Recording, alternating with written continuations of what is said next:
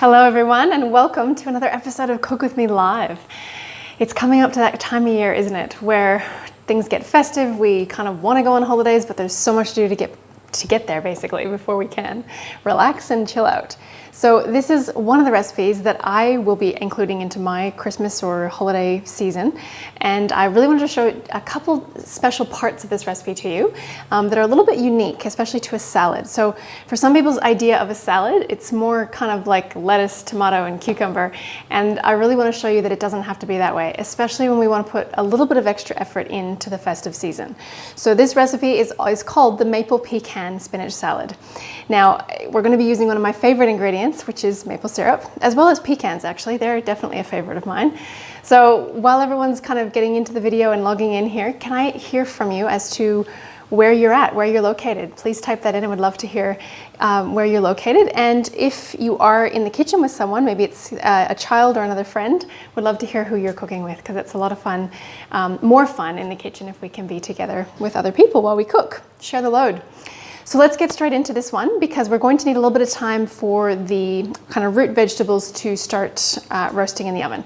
So if you haven't already preheated the oven to 200 degrees roughly Celsius, it's about 400 degrees Fahrenheit, you can go ahead and do so now. I've just turned it on, ready to rock and roll. So let's get straight into preparing the root vegetables. Now, some of the cool things that, I guess the advantages of you being here on the video is that you're going to get to see, I guess, a couple different kinds of sweet potatoes that you can find. Now, if you're cooking over in North America, these are probably more referred to as yams, or sometimes they're also called kumara, that's what it is, kumara root. So you can get different varieties. There's tons of different kinds. Sometimes the ones with purple skins have white insides. Sometimes the ones with white outside skins have purple insides, and then you get all ranges of orange and other colors in between. So I don't even know exactly the names of these varieties, to be perfectly honest, because there are so many out there. Sometimes this purple one I know is referred to as the Hawaiian sweet potato, whatever that means. So we're going to be using a selection of this. Now, this is such a great opportunity in this salad to use some other root vegetables that you might not be usually accustomed to using.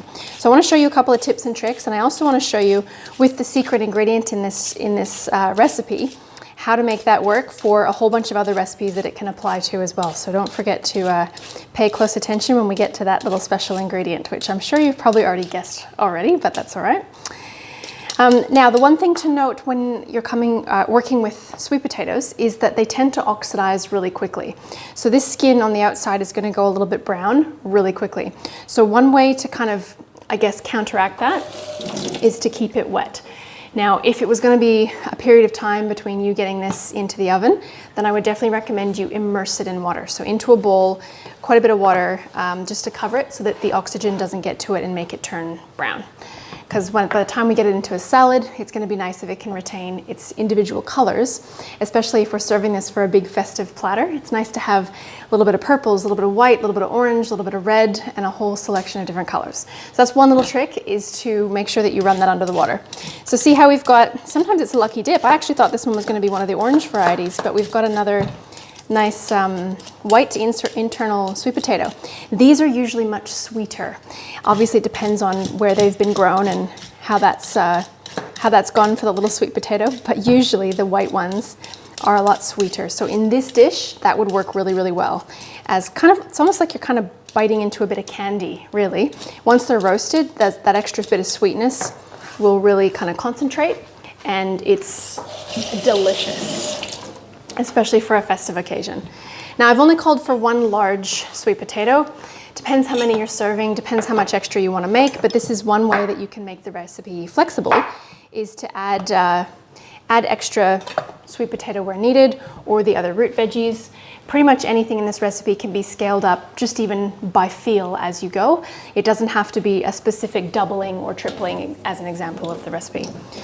Okay, so when it comes to the carrots, if you have nice looking carrots that don't have a lot of blemishes on them, then we probably don't need to peel them. If you are going to peel them, this is probably an occasion where you would, simply because it's going to have the visual effect on the salad, as in these are going to be on display.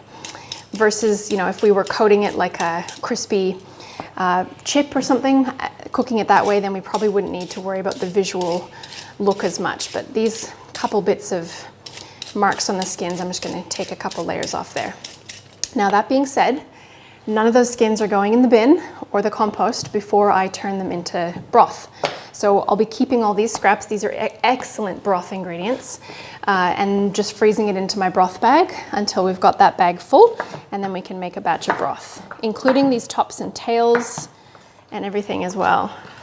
So a few little tricks there to prevent some waste.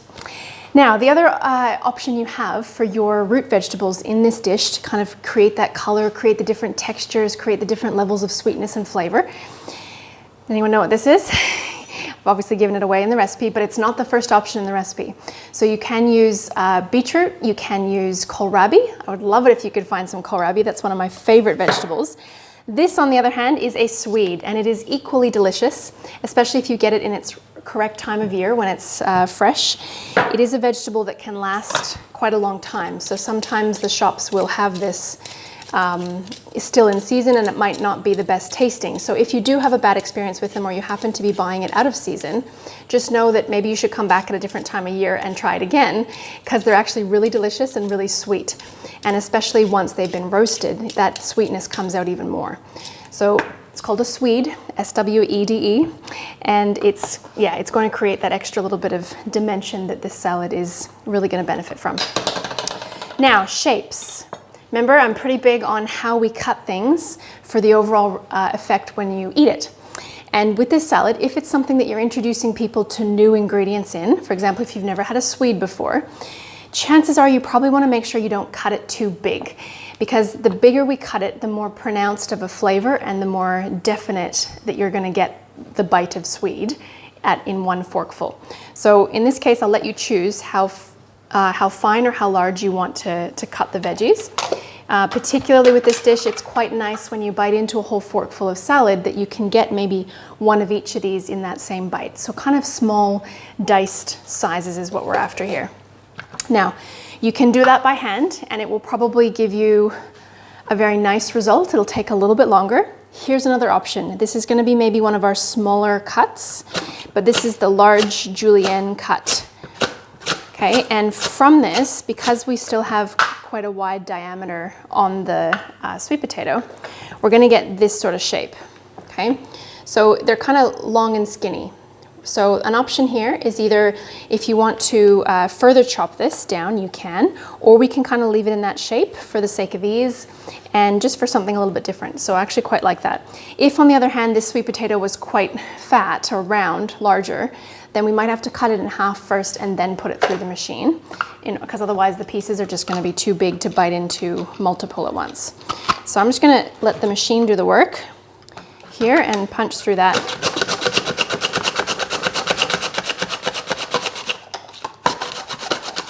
With the mandolin, one of my favorite kitchen tools. If you haven't already got one, you saw how easy that was. It's pretty nice. So because they all kind of came out in line there, hopefully you can kind of see this, I'm just going to give them a quick couple of little cuts, because some of those got a little bit long, and this will just make it a smaller diced shape that we're kind of more after than the long skinny kind of chip shape. So there we go. That's kind of, I'd say that's a really good size for this salad. Some of those longer ones, if you wanted to be more particular, you could definitely go and chop them down a bit. But in terms of saving time, can you imagine how long it would have taken with a knife to do that? Not to mention if you're still using dull knives. Okay, so that's one way that we can make cooking a lot easier for you, is if we have the right tool for the job.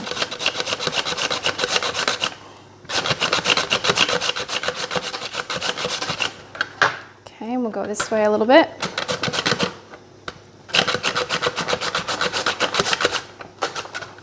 And then skewer.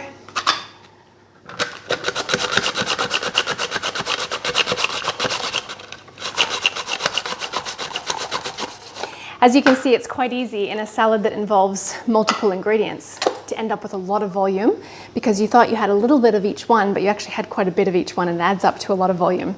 That's my tendency. I tend to cook for 12, even though I'm usually only eating for, 2 to 4 people at a time. So I'm just going to cut that up a little bit finer for those diced shapes that we're after. Now the good news too of having too much is even if you don't want to eat this exact same salad over and over, I totally understand. But the idea now is that you will have this already cut and baked and ready to go so that you can use it in other ways as well, okay? And that is the trick here, is instead of turning whatever meal you're making, whether it's a spaghetti bolognese or whether it's a loaded, beautiful salad like this, if when you prepare it, you can keep some of the ingredients aside and just pull them together when you want to eat it, then you can start to use those ingredients for other recipes as well. So once this is baked, now we can turn this into a sweet potato dip tomorrow with the leftover roasted sweet potato. And there's a whole bunch of other options then we can have. We could have a little bit on breakfast. We could put a little bit on a different salad. You then have options. So I always try, if the oven's gonna be on anyways, I might as well get more bang for my buck, in my opinion. So we could, for the sake of having a different look and feel on the salad, we could cut the carrot differently. But if you want to continue punching through it like that, we'll get the same sort of shape. So up to you. I would probably recommend if you were using the orange sweet potato, it'd be kind of hard to tell the difference between the carrot and the sweet potato once you've baked it, in which case it'd be nice if you could cut them a little bit different so people can tell that there's both carrot and sweet potato in the dish. Woo! Carrot everywhere. But it's so much easier with the right tool, isn't it? I just love it. Can you imagine building a house nowadays using a hammer and nails? They have nail guns nowadays.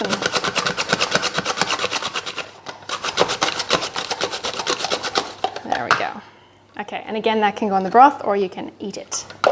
So if you haven't already got out a baking tray, you probably want to do that now. We won't need baking paper for the root vegetables, but we will need it for the nuts. So you want to get a little separate baking tray for the nuts potentially. Okay. And again with the carrots, I don't really like that extreme length of them because we had some pretty big carrots in there. So I'm just going to chop through that a little bit more. Break them down just a little bit. So we kind of want that even diced texture everywhere. Now, these two vegetables will cook relatively at the same amount of time. The sweet potato a little bit faster, but that's gonna be okay. So in this case, it's gonna be okay if we toss them all together on this baking tray. If you were using beetroot though, beetroot does take quite a bit longer to cook. So I would recommend baking that separately because it'll also turn everything else pink if you happen to use the beetroot, which can be, you know, an effect if you're after that effect for Christmas, turning everything red. It can be very nice, but some of you may not want that. Last but not least, let's look at the swede, and I can show you the difference in color here too. And as far as texture goes, very similar to the sweet potato, so quite tough.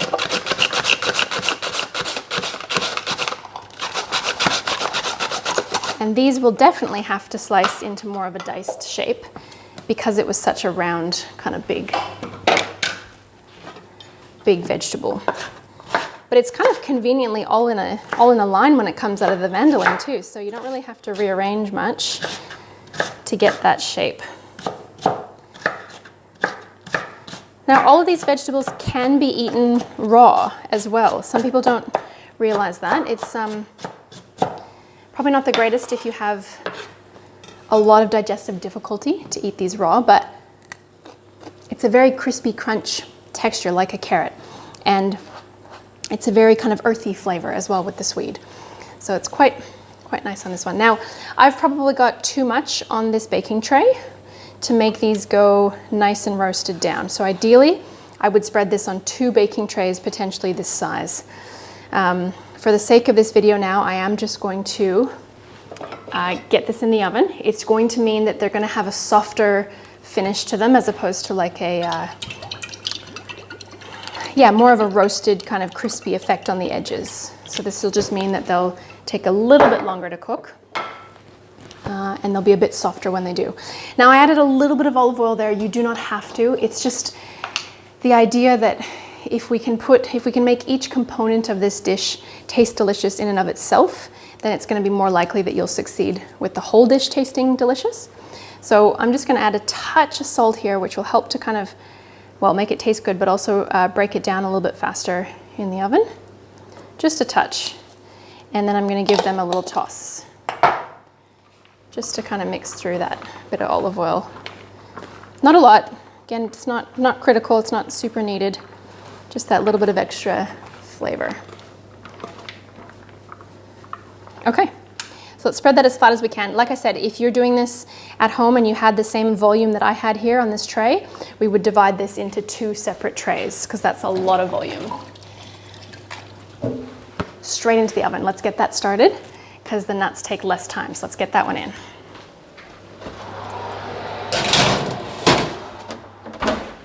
And cooking it more towards the top of the oven will speed up that cooking a little bit. You might have to toss them in the meantime so we don't just get charring on top, but cooking them at the top of the oven is going to speed that up. A little trick. Okay, next thing that has to go in the oven is are the nuts and the garlic. Now don't forget the garlic head because this is one of the secret ingredients as well to this dish.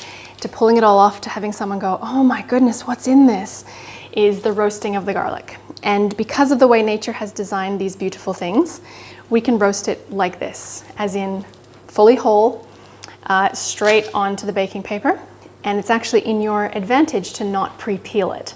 And I'm going to show you what happens once that cools off as well and how we're going to use that. But don't forget to include the garlic head because we want the roasted garlic for the dressing.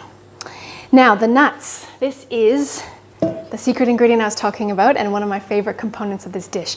But this part of the dish you can use in a whole bunch of other recipes. So this is how you would most easily candy the nuts. You can choose any nuts you'd like.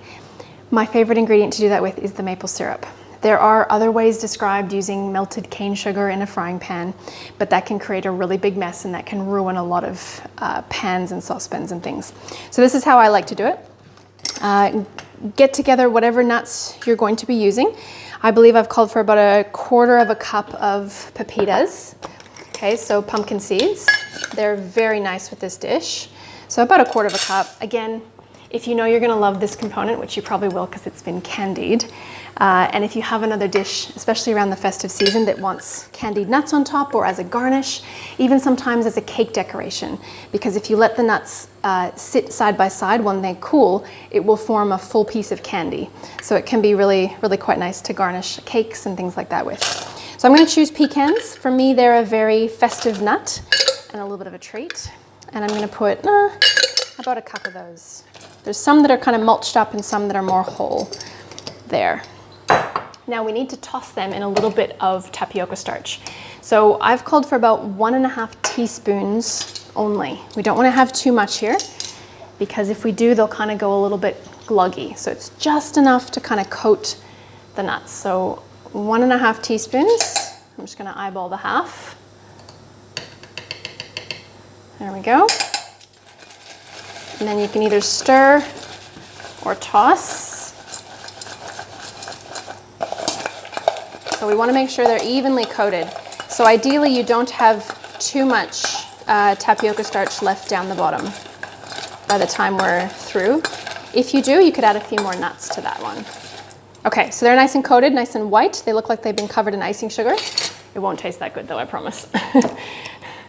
And then the next step is the maple syrup. So about 2 tablespoons. Now the one thing I did forget to mention is if you are being a little bit extra special with the salad, or you're not so sure that the people that you're serving it to are going to go for the roasted sweet or the roasted carrot and things like that, which I'm sure they would because they're delicious, you could have drizzled a little bit of the maple syrup over those veggies before we bake them as well. So it's a nice little touch. You don't want it to be too overpowering though, because it can get too sweet to enjoy as a salad, believe it or not. So about 2 tablespoons here of beautiful real maple syrup. Now I want to draw your attention to the fact that there are 2 very different kinds of maple syrup. There is the one that says maple flavored syrup, and then there is the real Canadian maple syrup. Now, if you have a look at the ingredient list on the one that says maple flavored syrup, you'll see that there is no actual maple syrup in there. It's just flavored to look like it, it's colored to look like it, and it's sweetened with cane sugar to make it look like it, or to have it taste like it. So it's a bit devastating because the real maple syrup, in my opinion, nothing can come close to comparing, but you know, just a heads up. So in terms of health benefits, I'd rather you not have all those extra flavors and colors and fakeness to it. Real maple. And the real maple has kind of a natural, almost vanilla-y taste to it, but they add that sort of flavor. They try to mimic that flavor with artificial flavors, or even if they're called natural flavors, they're still made in a lab. And it tends up even tasting more vanilla-y than the actual maples. So you'll kind of know that. Once you taste them side by side, you'll definitely know the difference. And again, the goal here is to get them fully coated. Hopefully we don't see any more of that tapioca flour left, and hopefully we don't have anything left at the bottom. But I'm using my little spatula spoon on purpose. I love these things because I want to make sure that I get all of the maple syrup on top of these. Now you do want to use baking paper here because, like I said, this is going to form hard candy. So when that dries, you'll want to be able to take it off the baking paper instead of having to scratch it off your pan. Okay, so we'll just display these, kind of spread them out on your baking paper with all of that maple syrup extra on top. Don't waste a single drop of that precious stuff. Love it. Is anyone else a maple syrup fan? People make jokes about Canadians and say that we pour it on everything and we drink it by the liter, but yeah, I guess we kind of do. You do when it's abundant, which is kind of funny because I would have said that in Australia, everyone would be eating tons and tons of macadamias and tons of avocados and mangoes and all that because you grow it so abundantly here. But at the same time, they're still really kind of precious items that mostly get exported apparently. Okay, so we want to spread these out, just a little bit of care and attention here, just to spread them as flat as we can, because as I mentioned, they are going to form a candy like a hard candy thing here. So we'll keep it away from the garlic, but we'll spread them out a bit, and then they'll evenly roast and evenly form that candy. Now, if you wanted to do this, well, we won't get complicated. I'll save that for another one. This is a really good trick for creating a lot of very fancy recipes. Okay, that's it. So we don't want it dripping in maple syrup because you'll mostly end up just wasting it. That's going to be enough to create the bond and to create the candy effect that we want. So garlic in the corner, this is only going to take about 30 minutes. So even though we've had that in the oven now for a few minutes, now you set the timer for 30 minutes because we don't want this to overcook. Otherwise these will burn and the candy will just not be edible. Okay, so let's set the timer for about 30 minutes and then take this one out.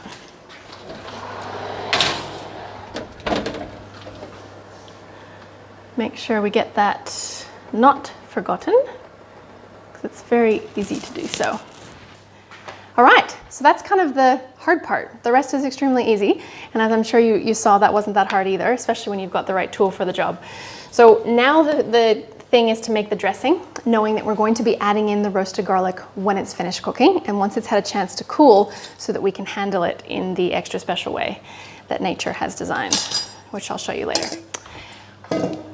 So when it comes to the dressing, those of you that have been working with me a lot already will know that I do have a preference for the little mini bullet blenders when you're making your dressings. If you haven't got a bullet blender, or in this case, just because you don't feel like using it, you can get away with a jar. We're just gonna have to shake it. So make sure it's a jar with a good sealing lid, and then we can shake this one. It's really only the tahini that's gonna take a little bit of extra effort to combine. But the cool thing about this dressing, some of you might have looked at that and went, really? Grapefruit juice? Yes, so grapefruit juice is one of my favorite ingredients in salad dressings.